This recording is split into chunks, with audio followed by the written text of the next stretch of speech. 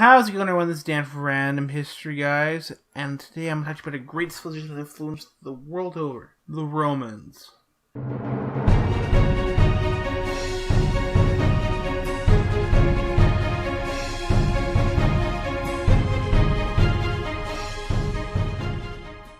Now, a little history about the Romans.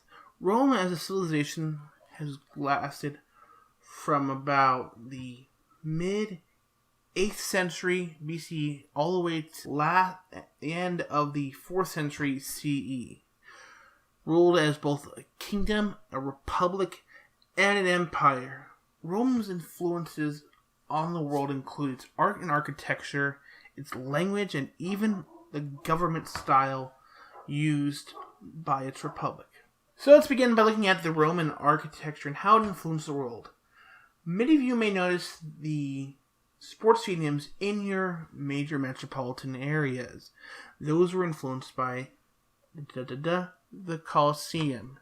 And many of you might have known this, but did you realize also that many of your Capitol buildings, both in your local and even the U.S. Senate, all took influence by Roman architecture? The pillars themselves are a very common keystone in Roman architecture. Another big thing is the arch. Now, prior to the creation of mass-producing steel to make things like buildings, most buildings were made out of stone and mortar. And an arch was an easy way to keep up a large bearing load of stone, very commonly seen in cathedrals.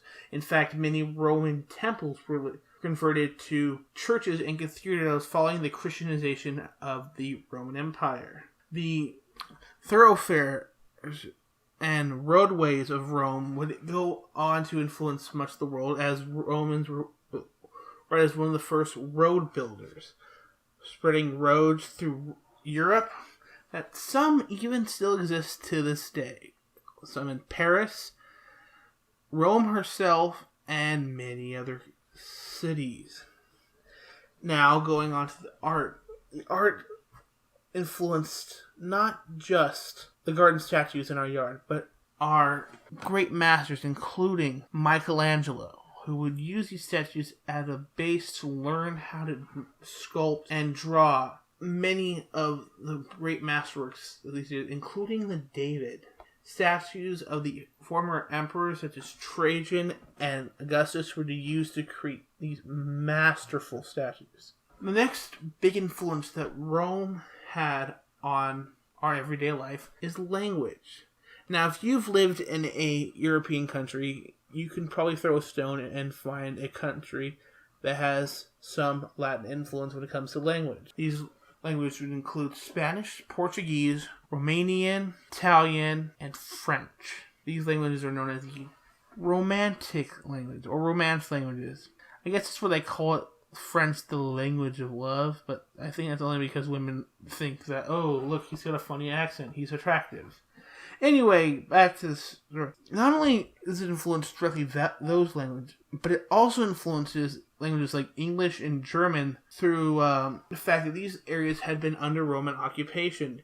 England and both Germany had Roman occupations, and these things slipped into our common vocabulary. Also, due to the conquest of England by William the Conqueror from Normandy, which, remind you, was in France. Not only that, but our legal terms and some of our basic things are still used. Things like words like terms like de facto, prefixes like pre and post are all come from Latin roots. Now, the final thing that really the Romans helped influence was the government. Many modern nations have a government similar to the Romans, at least the Roman Republic, a representative group. Now, the Romans, unlike all of our modern governments, was a clan-based aristocracy with representation. In order to be a senator, you had to be born into the